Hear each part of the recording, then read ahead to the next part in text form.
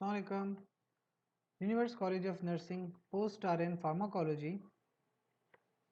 आज जो हमारे पास टॉपिक है फार्माकोलॉजी में, that is pharmacology of the autonomic nervous system. ठीक है, ऑटोनॉमिक नर्वस सिस्टम की फार्माकोलॉजी पढ़नी है, लेकिन फार्माकोलॉजी पढ़ने से पहले आपको ये पता होना चाहिए कि ऑटोनॉमिक नर्वस सिस्टम होता क्या है। देखिए, जहाँ तक बात है नर्वस सिस्टम की, तो नर्वस सिस्टम में आपको पता है दो चीज़ें आती हैं, ब्रेन आता है और स्पाइनल कॉर्ड आता है। तो एक ओवरव्यू में दूं आपको कि नर्वस सिस्टम बेसिकली क्या होता है। तो आपके पास नर्वस सिस्टम एक है सेंट्रल नर्वस सिस्टम, एक है पेरिफेरल नर्वस सिस्टम। अगर एक ह्यूमन बींग को कंसिडर करें तो ह्यूमन बींग में अगर आप देखें, एक बिल्कुल सेंट्रल एक्सिस है, ठीक है, और एक उसकी पेरिफ्री है। तो जो बिल्कुल सेंटर एक्सिस है, सेंट्रल एक्सिस, जहाँ पे एक ब्रेन है और स्पाइनल कॉर्ड है, क्योंकि ये बिल्कुल सेंटर में होते हैं हमारे बॉडी के, तो ये बनता है सेंट्रल नर्वस सिस्टम, जिसमें ब्रेन और स्पाइनल कॉर्ड आती है। साइडों पे पेरिफ्री में गई होती है नर्व्स, काफ़ी सारी नर्व्स हैं जो पेरिफ्री में गई होती हैं। तो ये जो नर्व्स हैं ये बनाती हैं पेरिफेरल नर्वस सिस्टम। अब ये नर्व्स दो तरह की हैं, एक है अफरेंट और एक है इफरेंट। अफरेंट होती है सेंसरी, जबकि इफरेंट होती है मोटर। मोटर जो होती है ना, वो फिर दो तरह का बनाती है नर्वस सिस्टम, एक है ऑटोनॉमिक नर्वस सिस्टम, एक है सोमैटिक नर्वस सिस्टम। सोमैटिक जो हमारे अपने कंट्रोल में होता है, जिसको हम खुद कंट्रोल कर सकते हैं। ऑटोनॉमिक नर्वस सिस्टम होता है involuntary, we can not control it. उसमें आता है फिर एंटेरिक नर्वस सिस्टम जो कि जीआईटी है, सिंपैथेटिक नर्वस सिस्टम और पैरासिम्पैथेटिक नर्वस सिस्टम। ठीक है, तो हमने इन चीज़ों को पढ़ना है बेसिकली। असल में हमारे पास जो हाइपोथैलेमस है, it works as the major higher centre. इंसान के 24 घंटे की जिंदगी में 24 घंटे में या तो वो सिंपैथेटिक नर्वस सिस्टम में रहेगा या वो पैरासिम्पैथेटिक नर्वस सिस्टम में रहेगा, दोनों में से कोई ना कोई होगा। ठीक है, जो सिंपैथेटिक नर्वस सिस्टम है, सिंपैथेटिक नर्वस सिस्टम में क्या होता है कि बंदा बहुत एक्टिव रहता है, एक्टिव।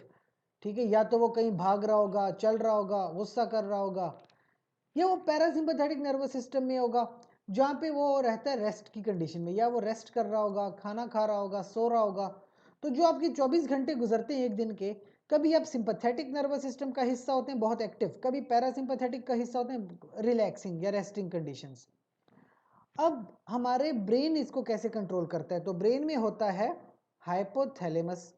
हाइपोथैलेमस के दरअसल दो हिस्से होते हैं, एक होता है वेंट्रोमीडियल एरिया और एक होता है पोस्टीरोलेटरल एरिया। वेंट्रोमीडियल एरिया जो है ना, वेंट्रोमीडियल एरिया वो कॉज करता है पैरासिम्पैथेटिक नर्वस सिस्टम, जबकि पोस्टीरोलेटरल एरिया जो है वो कॉज करता है सिंपैथेटिक नर्वस सिस्टम। तो अगर फर्ज कीजिए कि यह आपके पास हाइपोथैलेमस है और इसके दो एरियाज हैं, एक होगा वेंट्रोमीडियल एरिया, एक हो पोस्टीरियोलेटरल एरिया। तो ये जो पोस्टीरियोलेटरल एरिया है ये सिंपैथेटिक नर्वस सिस्टम को कंट्रोल करता है, जबकि ventromedial area parasympathetic nervous system को कंट्रोल करता है। अब ये आपके पास जुड़ा होता है लिम्बिक सिस्टम से। ठीक है, लिम्बिक सिस्टम, हाइपोथैलेमस जुड़ा है लिम्बिक सिस्टम के साथ, और लिम्बिक सिस्टम जुड़ा होता है इमोशंस, बिहेवियर्स, मेमोरीज वगैरह वगैरह ना। तो फर्ज कीजिए कि आप कहीं पे ठहरे हैं और आपके सामने एक बहुत ही खूनख्वार जो है कुत्ता आ जाता है, यानी बहुत ही एंग्री डॉग है। ठीक है, वो आपके सामने आ गया और आपको डर लग रहा है। तो आपकी जो बिहेवियर, इमोशन, मेमोरीज बनती हैं इस खूनखार कुत्ते को देखते हुए, तो आपका लिम्बिक सिस्टम कनेक्टेड है हाइपोथैलेमस से। लिम्बिक सिस्टम ने डिटेक्ट किया कि बहुत एंग्री डॉग है, आपका लिम्बिक सिस्टम फौरन से पोस्टीरोलेटरल एरिया को मैसेज देगा कि to activate the sympathetic nervous system. वो एक्टिवेट होगा, आप एक्टिव हो जाते हैं और फिर आप या तो कुत्ते से लड़ेंगे या कुत्ते से भाग जाएंगे। इसके ऑपोजिट साइड पे फर्ज कीजिए कि आपके पास कोई ऐसी कंडीशन है जो बहुत रिलैक्स है, कोई रिलैक्सिंग कंडीशन है। ठीक है, तो आपका लिम्बिक सिस्टम क्या करेगा, हाइपोथैलेमस को ऑर्डर करेगा कि वेंट्रोमीडियल एरिया को एक्टिवेट करो, और पैरासिम्पैथेटिक नर्वस सिस्टम एक्टिवेट हो जाता है। इस तरीके से कनेक्ट कंट्रोल होता है। अच्छा, ये जो ऑटोनॉमिक नर्वस सिस्टम है ये रिसेप्टर्स के थ्रू चलता है। रिसेप्टर्स, पूरी फार्माकोलॉजी रिसेप्टर्स पे चलती है, आपको अब तक तो अंदाजा हो गया होगा। तो जो आपके पास पैरासिम्पैथेटिक नर्वस सिस्टम है, पैरासिम्पैथेटिक नर्वस सिस्टम वो कोलिनर्जिक रिसेप्टर्स पे चलता है। उसमें दो तरह के हैं, निकोटिनिक और मस्करिनिक। जबकि जो सिंपैथेटिक नर्वस सिस्टम है वो चलता है एड्रीनर्जिक रिसेप्टर, जिसमें एक होता है अल्फा रिसेप्टर, एक होता है बीटा रिसेप्टर। ठीक है, तो सिंपैथेटिक नर्वस सिस्टम के जो रिसेप्टर्स हैं वो हैं एड्रीनर्जिक रिसेप्टर्स, और पैरासिम्पैथेटिक नर्वस सिस्टम के जो रिसेप्टर्स हैं दैट आर कोलिनर्जिक रिसेप्टर्स। तो मेडिसिन जो होंगी, जो आपके पास ड्रग्स हैं, ड्रग्स या तो एड्रीनर्जिक रिसेप्टर्स के पे काम करती हैं या फिर कोलिनर्जिक रिसेप्टर्स पे काम करती हैं। अब मैं थोड़ा सा आपको डिफरेंस समझाता हूं सिंपैथेटिक और पैरासिम्पैथेटिक नर्वस सिस्टम में।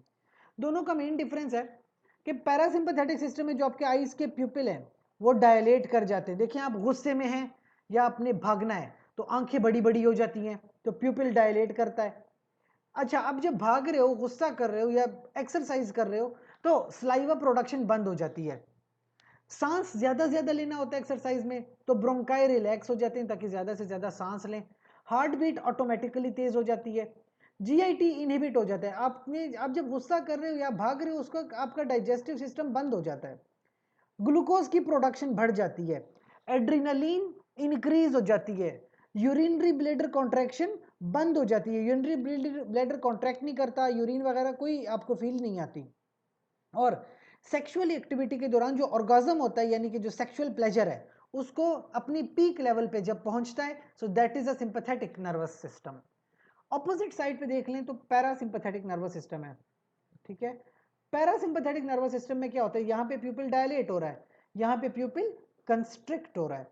जब आप आराम कर रहे हो, रिलैक्सिंग कंडीशन में बैठे हो, तो आंखें बड़ी बड़ी करने की जरूरत नहीं होती, तो प्यूपिल कंस्ट्रिक्ट होता है। रेस्टिंग कंडीशन में क्योंकि डाइजेशन भी ज्यादा होती है तो स्लाइवा ज्यादा प्रोड्यूस होगा। ब्रोंकाई डायलेट नहीं होते क्योंकि सांस ज्यादा की जरूरत नहीं है, आपको नॉर्मल सांस काफी है। हार्ट रेट भी बिल्कुल नॉर्मल होती है, कोई तेज नहीं होती। जीआईटी तेज होती है, यानी कि जीआईटी फंक्शन इंक्रीज्ड होता है, पेरिस्टालसिस इंक्रीज्ड है, बाइल सिक्रीशन इंक्रीज्ड होती है। ठीक है, यूरिनरी ब्लैडर कॉन्ट्रैक्शन भी ज्यादा होती है, यूरिन की जो फॉर्मेशन है ज्यादा होगी, ब्लैडर कॉन्ट्रैक्शन ज्यादा होगा। और एक और खास बात की जो सेक्सुअल डिजायर है, सेक्सुअल डिजायर भी पैरासिम्पैथेटिक सिस्टम का हिस्सा है। ठीक है, तो पैरासिम्पैथेटिक सिस्टम जब एक्टिवेट होता है तो फिर उस वक्त इंसान को सेक्सुअल डिजायर्स भी आते हैं। अब ब्लड फ्लो चेंजेस बड़ा जरूरी है कि पैरासिम्पैथेटिक नर्वस सिस्टम में या सिंपैथेटिक नर्वस सिस्टम में ब्लड फ्लो में क्या फर्क आता है। देखिए, इंसान का 5 से 6 लीटर ब्लड होता है बॉडी में, 5 से 6 लीटर। जब सिंपैथेटिक नर्वस सिस्टम एक्टिवेटेड है ना, उस वक्त सिंपैथेटिक में या लड़ाई कर रहे हो या भाग दौड़ रहे हो तो आपके स्केलेटल मसल्स ज्यादा इस्तेमाल हो रहे हैं, जो हड्डियों वाले मसल्स, स्केलेटल मसल्स। जबकि स्मूथ मसल्स जो कि डाइजेस्टिव सिस्टम में है वो इस्तेमाल नहीं हो रहे। तो ब्लड फ्लो इंक्रीज होगा स्केलेटल सिस्टम में, यानी स्केलेटल मसल्स में, और डिक्रीज हो जाएगा स्मूथ मसल्स में। लेकिन जब आपका sympathetic parasympathetic nervous system connected है, वो जब आपका एक्टिव है, उस वक्त आप कोई मस्कुलर एक्टिविटी परफॉर्म नहीं कर रहे, कोई एक्सरसाइज वगैरह तो नहीं कर रहे, तो ब्लड फ्लो इंक्रीज होगा स्मूथ मसल्स में, क्योंकि डाइजेशन में हेल्प करेगा, ये डाइजेशन हो रही होती है। तो डाइजेशन के लिए ब्लड फ्लो स्मूथ मसल में इंक्रीज होगा, जबकि स्केलेटल मसल में ब्लड फ्लो डिक्रीज होगा। फिर है कोलिनर्जिक रिसेप्टर, यानी पैरासिम्पैथेटिक नर्वस सिस्टम के जो रिसेप्टर्स हैं वो 5 तरह के हैं, M1, 2, 3, 4, 5, यानी मस्करिनिक रिसेप्टर्स जो कि जी प्रोटीन कपल्ड रिसेप्टर्स हैं, और मस्करीन इनको एक्टिवेट करता है, एट्रोपिन इनको ब्लॉक करता है। 5 तरह के रिसेप्टर्स हैं, जिसमें से M1, M3, M5 ये तीनों ये स्टिम्युलेटरी रिसेप्टर्स हैं, जबकि M2 और M4 ये इनहिबिटरी रिसेप्टर्स हैं। ठीक है, M1, 3, 5 स्टिम्युलेशन कॉज करेंगे,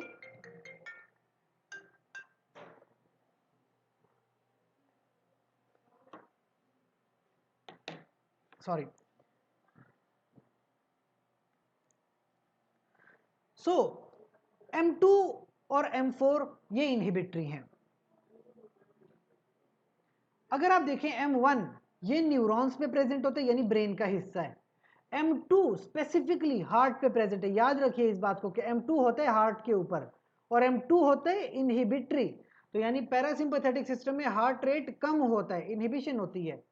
M3 प्रेजेंट होता है स्मूथ मसल्स के ऊपर, M4 और M5 दोनों सेंट्रल नर्वस सिस्टम में प्रेजेंट होते हैं। इसके अलावा होते हैं निकोटिनिक रिसेप्टर्स NM और NN।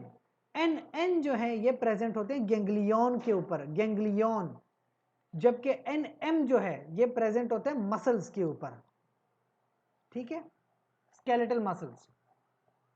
अच्छा, इसके बाद सिंपैथेटिक आउटफ्लो अगर देखें एनाटॉमिकली, सिंपैथेटिक आउटफ्लो यानी इस नर्वस सिस्टम से जो सिंपैथेटिक आउटफ्लो है ये T1 से लेके L2 तक है, दैट मींस थोरैको लंबर, T1 से लेके L2 तक, ठीक है, तो ये होता है थोरैको लंबर।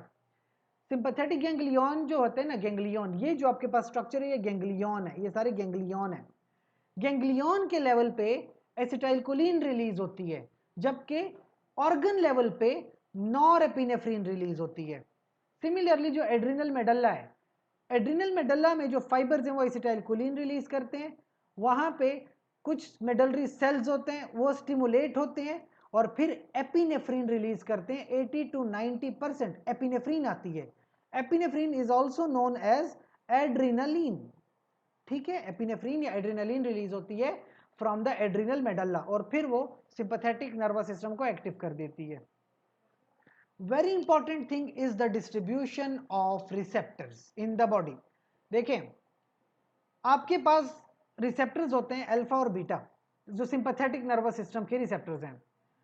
जितने भी टिश्यू होते हैं ना which have to fight with stress या जो स्टिमुलेटरी हैं वो है अल्फा 1 और बीटा 1, और जो इनहिबिटरी हैं वो हैं अल्फा 2 और बीटा 2। इस बात को जरा गौर से समझें कि आपके पास रिसेप्टर होते हैं अल्फा और बीटा। अल्फा दो तरह के हैं, अल्फा 1, अल्फा 2।